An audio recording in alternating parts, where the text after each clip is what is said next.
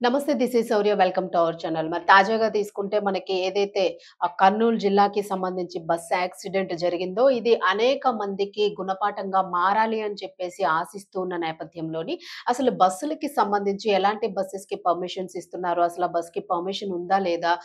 ఎవరి నిర్లక్ష్యం వలన ఇలాంటి ఘటనలు జరుగుతూ ఉన్నాయి? మరి బాధిత కుటుంబాలకి సంబంధించి ఆ ఇన్స్యూరెన్సెస్ గాని, పరిహారం గాని అసలు అందుతూ ఉందా?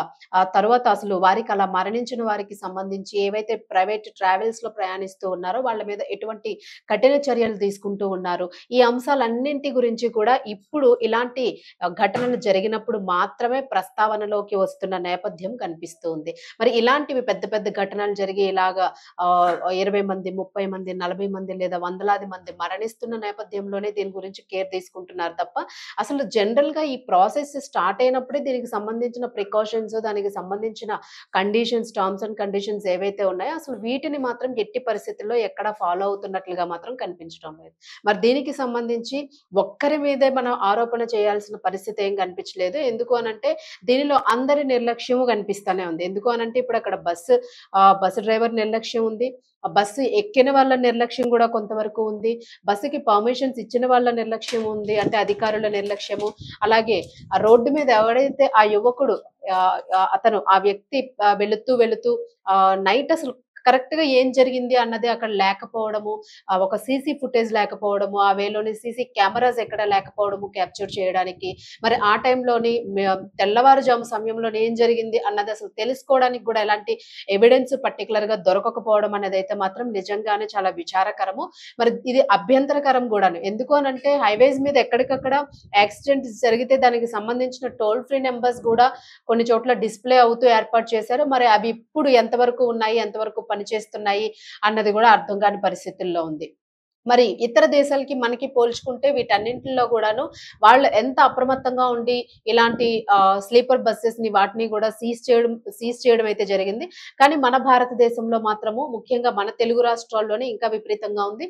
మన భారతదేశంలోనైతే మాత్రం వీటి గురించి ఎలాంటి కట్టడి లేదు అని మాత్రం మనకి క్లియర్ కట్‌గా అర్థమైపోతూ ఉంది. మరి గతంలో తీసుకుంటే మహబూబ్ నగర్ సమీపంలోని పాలెంలో జరిగిన యాక్సిడెంటు, అలాగే నిన్న కర్ణాటకలో కలబురి ప్రాంతంలో జరిగిన యాక్సిడెంటు, అలాగే ఇప్పుడు కర్నూలులోని సమీపంలోని చినటేకూరులో జరిగిన యాక్సిడెంటు. ఇలా అనేక సందర్భాల్లోని ప్రయాణికులతో వెళ్తున్న బస్సులు అగ్ని ప్రమాదాలకి ముఖ్యంగా లోనవుతూ ఉన్న సందర్భం అయితే ఎక్కువగా కనిపిస్తుంది. మరి ఇలాంటి ఘోర రోడ్డు ప్రమాదాల్లోని మృతదేహాలను గుర్తుపట్టలేని విధంగా మాడి మసైపోతున్న సందర్భంలోని అసలు ఎలా ఐడెంటిఫై చేయాలి బాడీస్‌ని?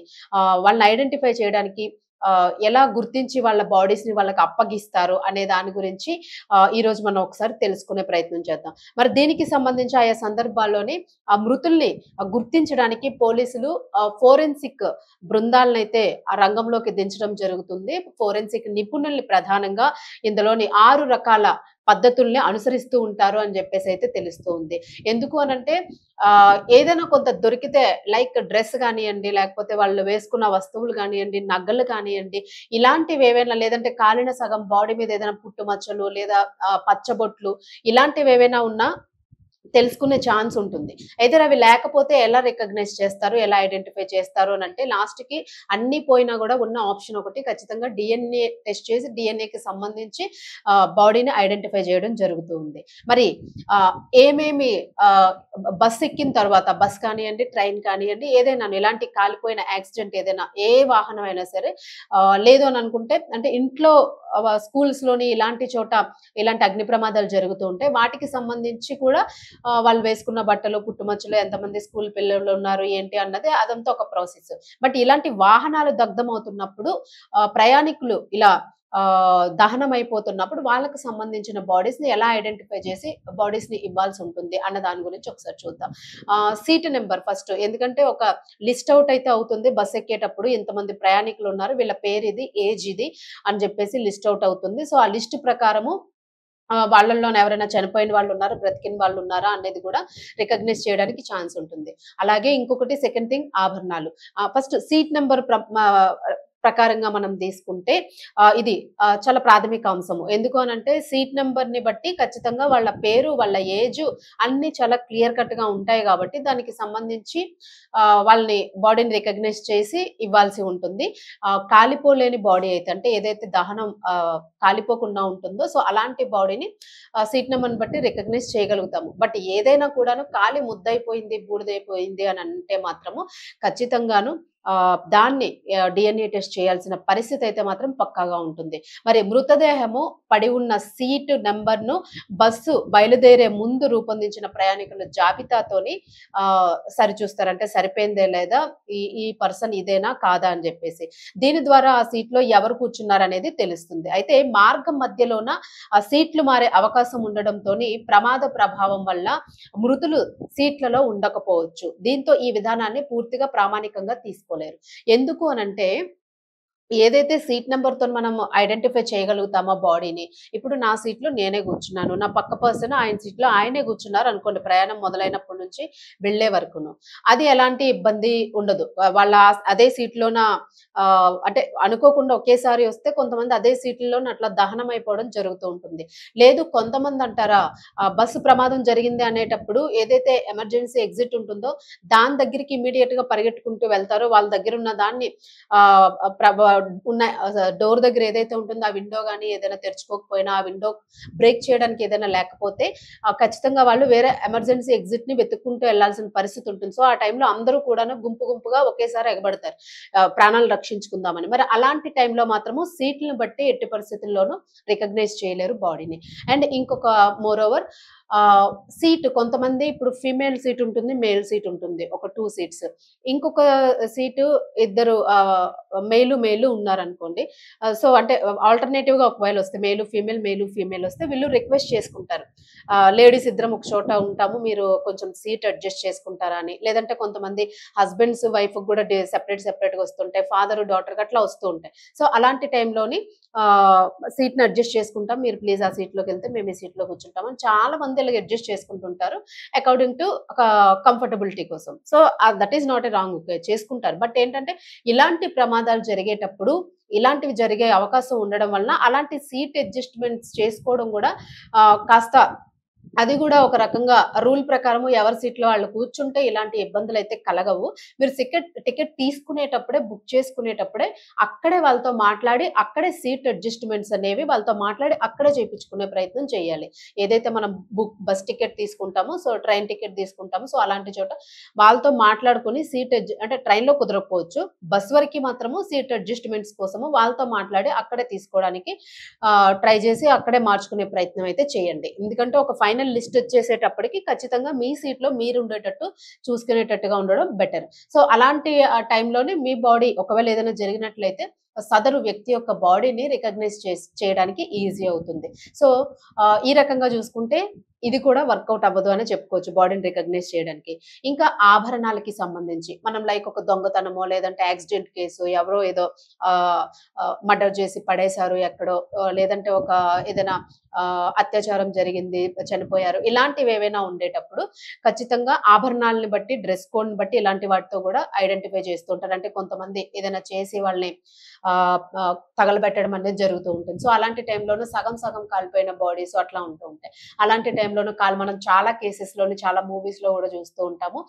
పట్టీల ఆధారంగాను, వాళ్ళు వేసుకున్న ఫింగర్ రింగ్ ఆధారంగాను ఇలా ఆభరణాల్ని దృష్టిలో పెట్టుకొని గూడా ఇది మా అమ్మాయి బాడీయే అట్లా రికగ్నైజ్ చేయడం జరుగుతూ ఉంటుంది. లేదు ఒకవేళ బాడీ పూర్తిగా కాలిపోయినప్పటికీ గూడాను అది ప్రీ ప్లాన్డ్‌గా చేసి ఉండుండి అంటే ఇమ్మీడియేట్‌గా వాళ్ళని ఏదైనా చేసేయాలని ఆ హంతకుడు అది చేసి వెళ్ళిపోయిన పక్షంలోని ఆ బాడీ మీద ఏవైతే అది వదిలేసి ఎళ్ళిపోతాడు. ఇమ్మీడియేట్‌గా దాన్ని చేసేస్తారు.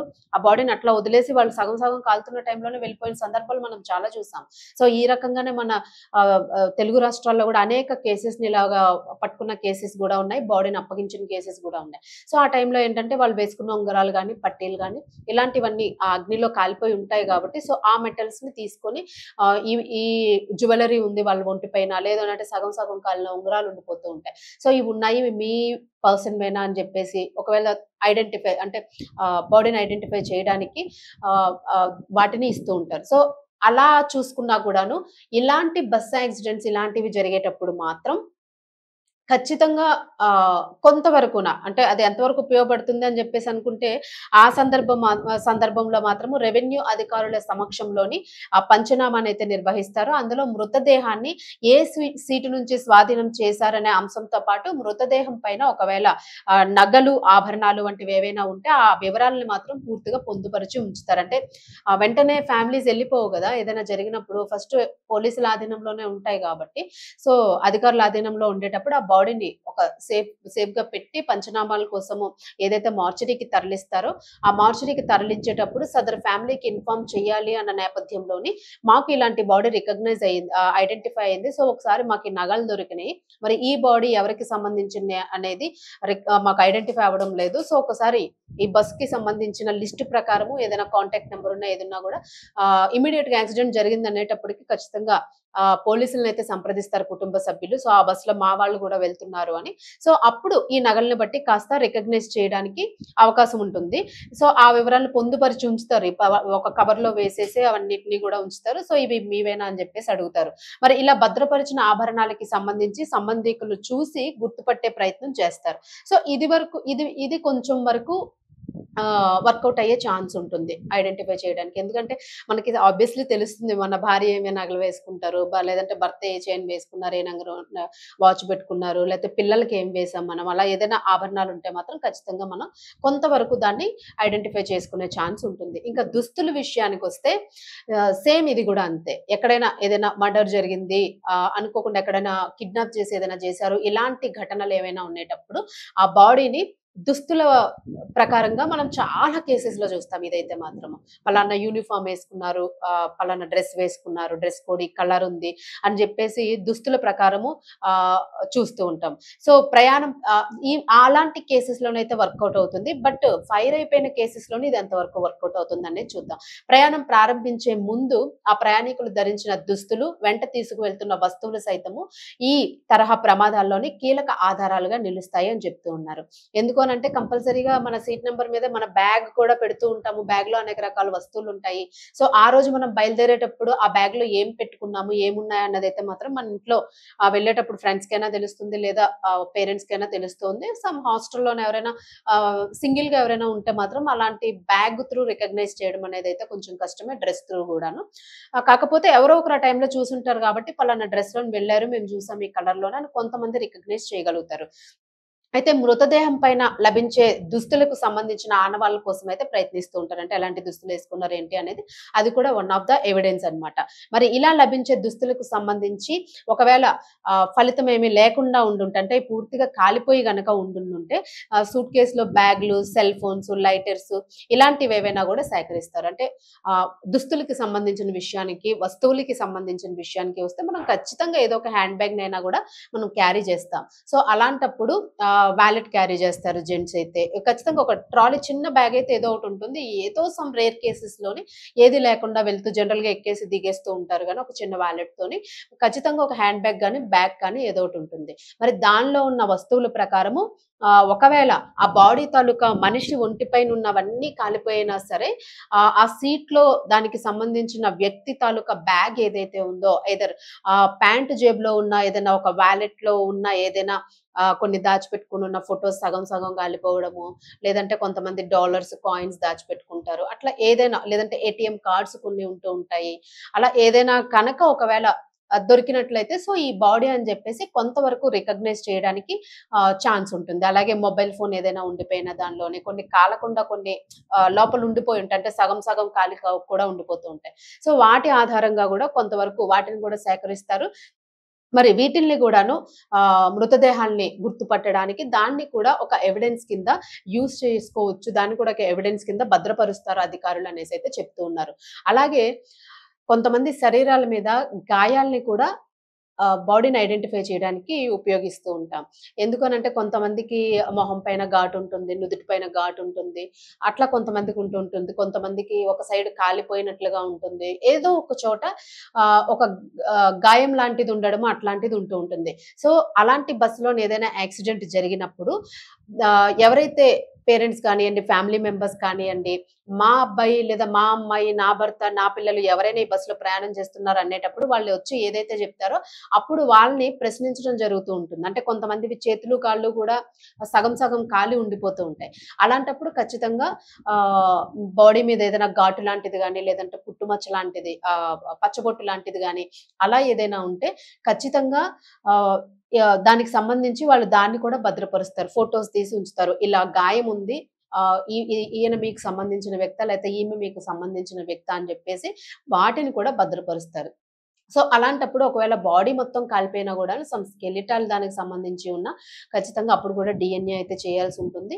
లేదు కాలిపోలేని బాడీ అయితే మాత్రము ఖచ్చితంగా ఈ గుర్తులను బట్టి పలానా చోట ఒక మృతదేహం లభ్యమైంది మాకు. ఇలాగ దాని మీద ఇలాంటి ఘాట్లున్నాయి. లేదా ఏదో ఒక ఐడెంటిఫికేషన్ ఫోటో పెట్టి ఇది ఎవరికి సంబంధించిందో వాళ్ళు సంప్రదించండి అని జెప్తారు. సో, ఇది కూడా ఇన్వెస్టిగేషన్‌లోని వన్ ఆఫ్ ద పార్ట్ అన్నమాట.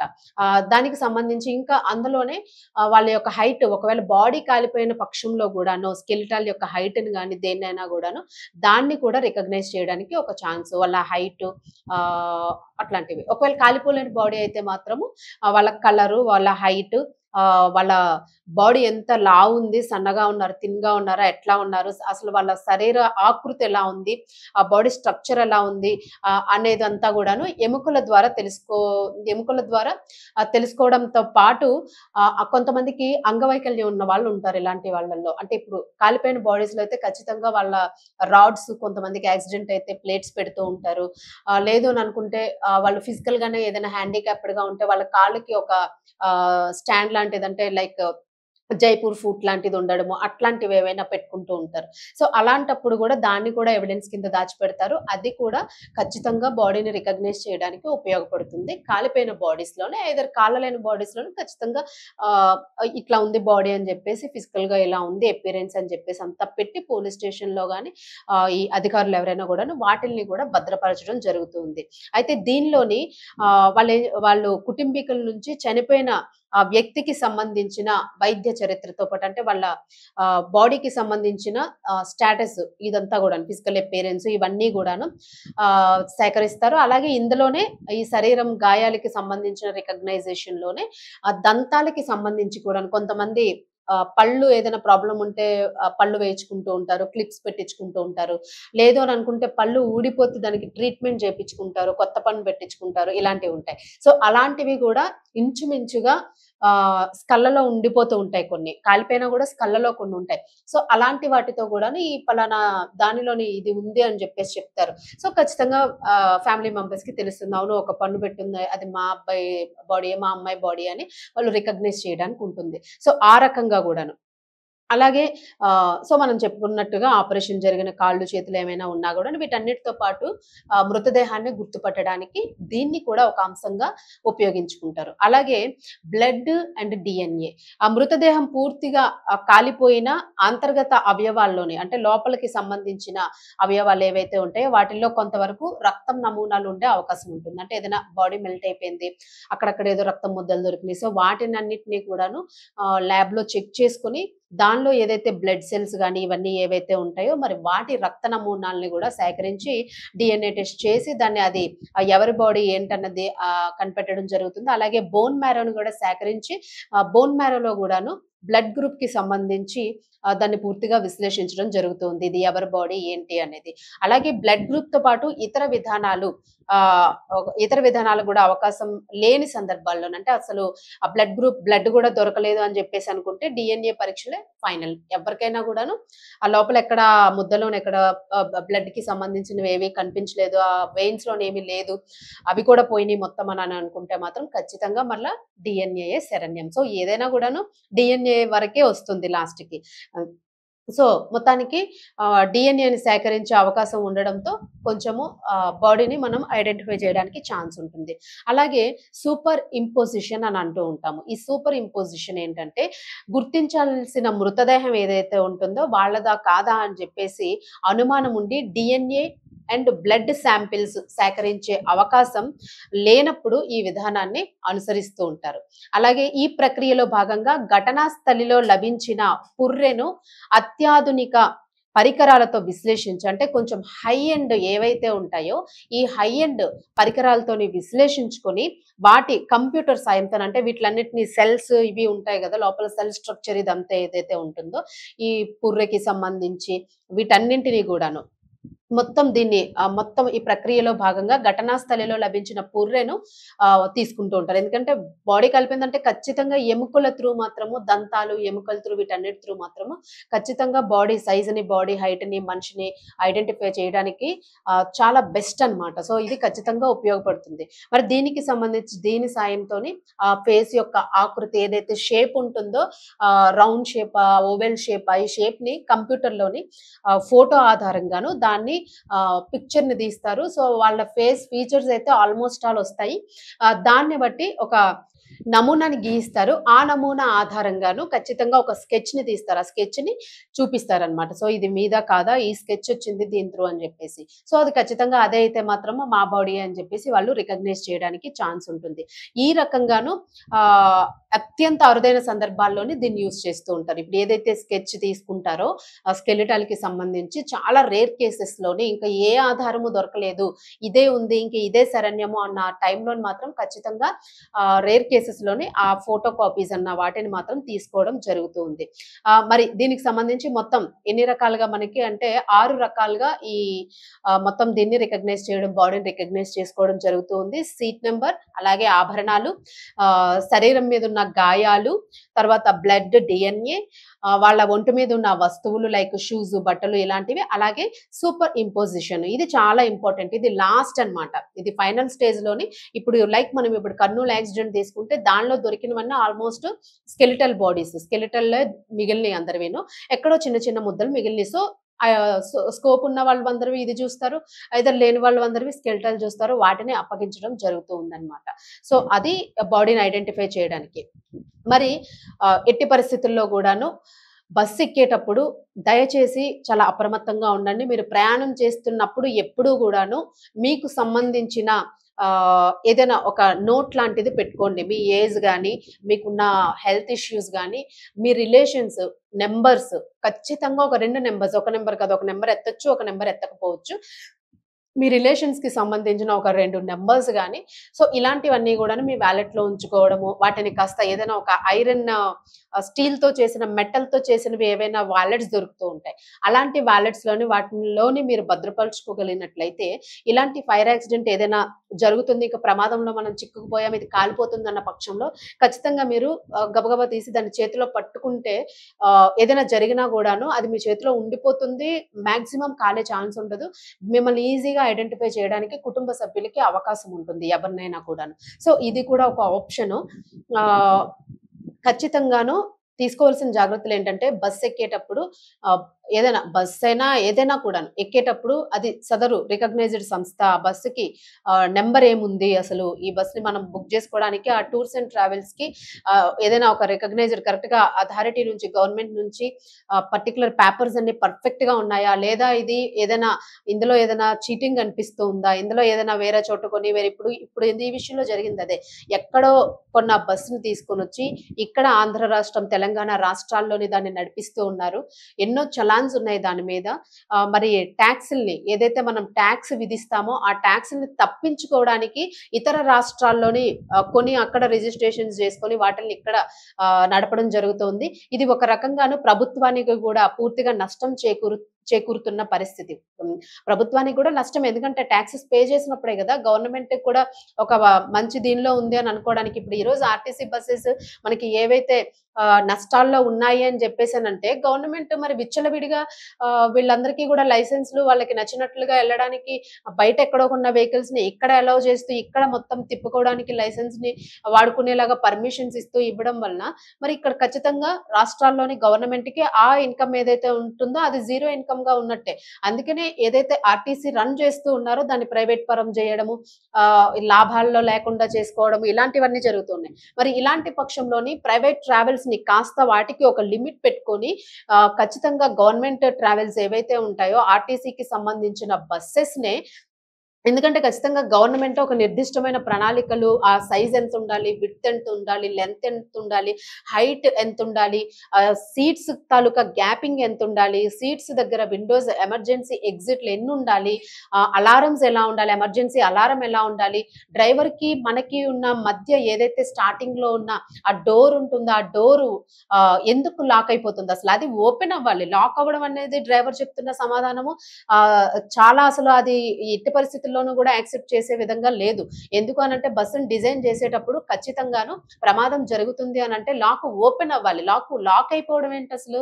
ఇది కూడా ఒక పెద్ద క్వెషన్ గానే ఉంది. సో, ఇలాంటివి చెప్పినప్పుడే లేనిపోని అనుమానాలకి దారి తీసే అవకాశాలు ఎక్కువగా కనిపిస్తాయి. మీరు తప్పించుకోవాలి అని అనుకుంటే భయంతో పారిపోయాము అని చెప్పండి. ఆ టైంలో ఏం చేయాలో అర్థం కాలేదు అని చెప్పాలి తప్ప, అది ఆటోమేటిక్‌గా లాక్ అయిపోయింది. ఇది అసలు నాన్‌సెన్స్ సమాధానము. ఇలాంటి సమాధానాలనైతే దయచేసి అధికారులు యాక్సెప్ట్ చేయొద్దనే కోరుతూ ఉన్నారు. అలాగే ట్రావెల్స్‌కి సంబంధించిన యజమానులు ఎవరైతే ఉన్నారో నిన్ను రెస్పాండ్ అవ్వడం చూసాము. కావేరి ట్రావెల్స్‌కి సంబంధించి అసలు వారు చెప్తున్నది ఎలా ఉంది అనంటే అసలు మొహంలో కొంచెం గూడా బాధ కనిపించలేదు. అసలు కొద్దిగా గూడా ఇంతమంది మరణించారు గదా!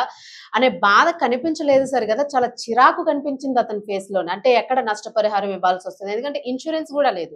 ఎక్కడ నష్టపరిహారం స్వతహాగా చేతులతో పెట్టుకోవాల్సొస్తుందో, మా డ్రైవర్లు తీసి నీళ్లు జల్లారు, అది జల్లారు, ఇది జల్లారు. నీళ్లు జల్లడం ఏంటి? ఎమర్జెన్సీ కిట్స్ ఏమైనాయి అసలు? ఉండాల్సిన అందరూ ప్రతి ఒక్కళ్ళు చెప్తున్నదే హ్యామర్స్ ఎందుకు లేవు అక్కడ? లేదు వాటిని కొట్టడానికి సిలిండర్స్ ఎందుకు లేవు? ఒక సిలిండర్ అయినా అట్‌లీస్ట్ లోపల ఉండాలి గదా! ఏవి ఎందుకు లేవసలు? అసలు ఎమర్జెన్సీ ఎగ్జిట్స్ ఎక్కడున్నాయని వాళ్ళకి తెలుసు. ఎందుకు మీరసలు దీనికి సంబంధించిన ప్రికాషన్స్ గాని ఇవన్నీ ఏవి ఫాలో అవ్వకుండా ఉన్నారు? వీటికి పర్మిట్స్ ఎలా ఇస్తున్నారసలు? ఇన్ని ఏళ్లుగా ఈ బస్సు తిరుగుతా ఉంది. సో, ఇలాంటి బసెస్ ఇప్పుడు ఎన్ని ఉన్నాయి? ఎన్ని తిరుగుతూ ఉన్నాయి? సో, అడుగడుగున మన చుట్టూనే తిరుగుతుంది. మృత్యువు మన చుట్టూనే ఉంది అన్నదైతే మాత్రం దీంతో క్లియర్ కట్‌గా అర్థమవుతూనే ఉంది. ఇవి ఎన్ని జరిగినా గూడాను మార్పయితే రావడం లేదు. దయచేసి అధికారులే దీనికి గట్టిగా ఆహ్, ప్రెషర్ తీసుకొనైనా సరే, వాళ్ళు శ్రమ అనుకున్నా సరే, ఇప్పటికిప్పుడు ఏదో చేసేసాము, ఇప్పటికిప్పుడు చెకింగ్స్ పెట్టేస్తాము అని జెప్పేసి ఏదో ఇంక నిన్నటి నుంచి వచ్చిన బస్సుల్ని ప్రతి చోట ఆపేసి, వాహనాలను ఆపేసి, సాధారణ మనుషుల్ని గూడా ఇబ్బంది పెడుతూ చేసే చర్యలు కొన్ని చేస్తూ ఉంటారిప్పుడు. సో, అలాంటి చర్యలు జేయకుండాను మీరు ట్రావెల్స్ ఏవైతే ఉంటాయో ఫస్ట్ వాళ్ళందరిని చెక్ జేయండి. వాళ్ళకి సంబంధించిన ట్రావెల్స్‌కి సంబంధించిన బసెస్ ఏ రూట్స్‌లో తిరుగుతున్నాయి, ఎన్ని బసెస్‌కి ఇప్పుడు ఈరోజు ఎన్ని బసెస్ ఎళ్తా ఉన్నాయి, ఎన్ని బసెస్ ఏ టైంకి రిలీజ్ అవుతున్నాయి, ఆ బసెస్‌కి సంబంధించిన అన్ని కరెక్ట్‌గా ఉన్నాయా లేదా, ఫస్ట్ బయటికెళ్తున్న బసెస్ రిజర్వేషన్ అయిపోయిన బసెస్ ఏవైతే ఉంటాయో వీటిల్ని ఫస్ట్ లిస్ట్ ఔట్ చేసి వీటన్నింటిని ఫస్ట్ ఇప్పుడు ఏవి పంపించాలి, ఏవి పంపించకూడదు అనే వాటి మీద మాత్రం ఖచ్చితంగా చర్యలు తీసుకోవాలి. అలాగే ఇప్పుడు చాలా మంది హుటాహుటిన ఉన్న బసెస్‌నన్నిటిని గూడాను ఏదైతే గ్యారేజ్ ఉంటుందో ఆ గ్యారేజ్‌కి పంపించేసి టక సీటింగ్స్‌కి సంబంధించిన చేంజెస్ మాత్రం ఇమ్మీడియేట్‌గా చేస్తారు నైట్‌లోని. సో, ఆ చేసే చేంజెస్‌ని మాత్రము ఖచ్చితంగాను పట్టుకోవాలనే కోరుకుంటున్నాము. అండ్ అసలు బస్సు సీటింగ్ ఎంతుండాలి? బస్సుకి సంబంధించిన స్ట్రక్చర్ ఎట్లా ఉండాలి? స్లీపర్‌కి, సీటింగ్‌కి ఉన్న డిఫరెన్స్ ఏంటి? ఇది మాత్రము ఖచ్చితంగాను ఎవరైతే ప్రయాణిస్తున్నారో ఈ ప్రయాణికులందరికీ కూడాను అవగాహన కల్పించే దిశగా మాత్రము ఆహ్, చర్యలు తీసుకోవాలనే చెప్తూ ఉన్నారు. అందరూ చెప్పేదైనప్పటికీ కూడాను మరొకసారి రిపీట్ చేయాల్సి వస్తూ ఉంది. ఏదైతే ఫ్లైట్స్‌లో గాని లేదా ఇతర దేశాల్లోని ఏదైతే అమలు పరుస్తూ ఉన్నారో కొన్ని మనం తీసుకోవడం తప్పులేదు. పనికిమాలినవన్నీ మనం ఇతర దేశాలతోని ఆపాదించుకొని వస్త్రాల విషయంలోని లేతే ఇంకోటో ఫ్యాషన్ విషయంలోని ఏదైతే ఫాలో అవుతూ ఉన్నామో, ఇలాంటివి కొన్ని మంచి విషయాల్లోని అధికారులు ఫాలో అవ్వడంలోని గవర్నమెంట్ ఫాలో అవ్వడంలోని ఎలాంటి తప్పు లేదు. ఖచ్చితంగా ఏ దేశాల్లో అయితే కొన్ని ప్రాంతాల్లో బసెస్‌ని సీజ్ చేయడం జరిగింది అనేక దేశాల్లోని. సో, మరి అలాంటి ఇక్కడ గూడాను ఇలాంటి ట్రావెల్స్‌కి సంబంధించి నడుపుతున్న వాటిపైనైతే మాత్రం ఖచ్చితంగా సీజ్ చేయాల్సిన అవసరం అయితే ఉంది. ఆ ట్రావెల్స్ వ్యక్తి చెప్తున్న సమాధానం అయితే చాలా నిర్లక్ష్యంగా ఉంది. మేము చర్య తీసుకుంటాము, చూస్తాము, వేస్తాము, ఏదో ఒకటి చేస్తాము. చాలా చిరాకు కనిపించింది ఆయన మాటల్లోనసలు. సో, ఖచ్చితంగా యాక్షన్ తీసుకోవాల్సిన అవసరం అయితే చాలా వరకు ఉంది. ఖచ్చితంగా దీని మీదయితే మాత్రము రాంగ్ వేలోనే పోతుంది అని క్లియర్ కట్‌గా అర్థమైపోతుంది. చాలా సామాన్యులకి అర్థమవుతున్న పరిస్థితి. సో, ఇది అధికారులకి అర్థమవడానికి పెద్ద విషయమేమీ గాదు. అలాగే డ్రైవర్‌కి సంబంధించి ట్రైనింగ్ విషయంలో గాని, వెహికల్స్‌లో వెళ్ళే వాళ్ళ టూరిస్ట్‌లకి సంబంధించి ఖచ్చితంగాను ఒక మూవీ స్క్రీన్ అయితే ఉంటుంది. ఒక టీవీ పెట్టడానికి. మీరు ప్రయాణించేటప్పుడే వాళ్ళ సీట్ బెల్ట్‌లు పెట్టుకోమనడము, ఒక వాళ్ళకున్న వాళ్ళ రగ్స్ గాని ఇవన్నీ తీసుకోవడము. నాన్ ఫ్లేమబుల్ ఐటమ్స్ ని మెటీరియల్ ని బస్సుల్లో యూజ్ చేసేలాగా, అలాగే ప్రతి చోటను ఎగ్జాస్ట్ ఉండేలాగా, ఆహ్, అందులో చెప్తున్నట్టుగా హ్యామర్స్ ఖచ్చితంగా ఉండేటట్టుగా, లేదు ఏది దొరకలేదు అనంటే ఎమర్జెన్సీలోని ఎలా ఎస్కేప్ అవ్వాలి అన్న దాని గురించి వాళ్ళకి ఖచ్చితంగా ఒక 5 నిమిషాలు టైం కేటాయిస్తే ఇది వాళ్ళకి క్లియర్ కట్‌గా అర్థమవుతుంది. ఏదైనా వచ్చినా గూడా డ్రైవర్ ఎస్కేప్ అయినా గూడా వాళ్ళంతట వాళ్ళు తప్పించుకునే ఛాన్స్ ఉంటుంది అని జెప్పేసైతే మాత్రం తెలుస్తుంది. మరి దీనికి సంబంధించి దయచేసి అధికారులు చర్యలు తీసుకోవాలనే కోరుకుంటూ ఉన్నారు. అయితే నేరం మోపడం, లేదంటే ఒక మాట అనేయడము అధికారులనో, లేకపోతే డ్రైవర్‌నో, లేకపోతే ట్రావెల్స్ సంస్థలనో, ఏదైనా ఈ ఉద్రిక్త కోపంలోని ఏదైనా ఆవేశంలోని ఏదైనా ఒక మాట అనే ఛాన్స్ ఉంటుంది. ఎందుకంటే ఎంత ప్రాణ నష్టం జరుగుతుంది కాబట్టి. దీన్ని మీరేదో తప్పుగా తీసుకొని లేపోతే అనేసారు అది ఇది అని అట్లా గాకుండాను, ఇంతమంది ఇదే భావాన్ని వ్యక్తం జేస్తున్నారనంటే ఇందులో ఎంతవరకు వాస్తవం ఉంది? ఎక్కడ తప్పు జరుగుతోంది? అని కూలంకషంగా చర్చించి, పరిశోధించి దానికి సంబంధించిన యాక్షన్స్‌నైతే తీసుకోవాలని జెప్పేసి అనేక మంది విశ్లేషకులు ఈ 2, 3 రోజుల నుంచి మాత్రము ఏకధాటిగా చెప్తున్న పరిస్థితి. దయచేసి దీన్ని అర్థం చేసుకొని త్వరలో అధికారులు ఏదో నామమాత్రానికి నామకే వాస్తే పని జరుగుతుందన్నట్లు కాకుండా సీరియస్‌గా తీసుకొని దీన్ని అమలు చేసినట్లయితే ఖచ్చితంగా ఇది మంచి జరిగే అవకాశం రానున్న రోజుల్లో ఇలాంటి వాటిని అరికట్టే అవకాశం అయితే ఉంటుంది. సో, దీనికి సంబంధించి కేంద్రం కూడాను ఖచ్చితంగా చాలా గట్టి యాక్షన్ తీసుకోవాలనే ప్రతి ఒక్కరు కూడా కోరుకుంటూ ఉన్నారు. అండ్ నిన్న మరణించిన వ్యక్తుల తాలూకు కుటుంబాలు ఏవైతే ఉన్నాయో కొంతమంది కాళ్ళు చేతులు కూడా విరగ్గొట్టుకున్న పరిస్థితి ఉంది జంప్ చేసినప్పుడు. సో, దీనికి సంబంధించి కూడా అప్రమత్తంగా ఉండాల్సిన అవసరం ఉంది. అధికారులు దీని మీద యాక్షన్ తీసుకోవాలి. కేంద్ర ప్రభుత్వం కూడా చర్యలు తీసుకోవాలి. అండ్ మోర్ ఓవర్ థింగ్ ఇప్పుడు జరిగేదేంటంటే ఒకటి కనిపిస్తా ఉంది ఎక్కడ చూసినా గూడాను. జనరల్ పబ్లిక్‌ని ఫోటోస్ తీయడము, జనరల్‌గా బైక్ మీద అన్నీ పెట్టుకొని పోతున్నోడిని గూడా అడ్డంగా నిల్చొని ఫోటోలు కొట్టడం. దీని మీద కాదండి కాన్సంట్రేట్ చేయాల్సింది. అమలు చేస్తే అన్నీ ఖచ్చితంగా పర్ఫెక్ట్‌గా అమలు చేయండి. వేయండి. కట్టకపోతే చలాన్లు కట్టించుకోండి. పర్ఫెక్ట్‌గా రూల్స్ ఫాలో అవ్వండి. ఎందుకు పబ్లిక్ ఫాలో అవ్వరు అనేది ఖచ్చితంగా మనకు గూడా ఒక క్లారిటీ వస్తుంది. సో, అందరిని ఒక లైన్‌లో పెట్టడానికి మీరు సీరియస్‌గా ఉంటే, మీరు చేసే దానిలో జెన్యూనిటీ ఉంటే ఖచ్చితంగా పబ్లిక్ సహకరిస్తారు అనే మాటైతే వాస్తవం.